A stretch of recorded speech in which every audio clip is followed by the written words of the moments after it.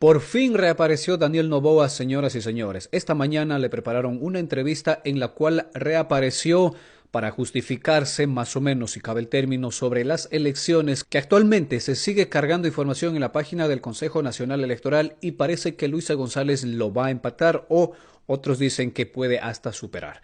Pero bueno, Daniel Noboa sigue intentando posesionar que los votantes de Luisa González pertenecen a bandas delictivas, son narcotraficantes o terroristas. En esta parte denuncia donde dice que los de RC los amenazaron para que voten por este partido. Sin embargo, hubo gente que no hizo caso a la amenaza y votó por Daniel Noboa. ¿No me creen? Aquí tienen el video.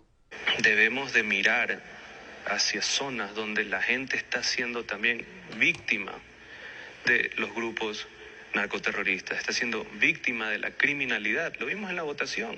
Hay decenas y decenas de casos en el cual amenazaban a la gente porque vote por la Revolución Ciudadana. Tenemos la evidencia y eso ahí también hemos hecho impugnaciones, le hemos dado esta información a los observadores de la OEA, le hemos dado la información al CNE. Eso existe. Y aún así, mucha gente valiente fue y dijo, no, voy a votar igual por Noboa, no me importa.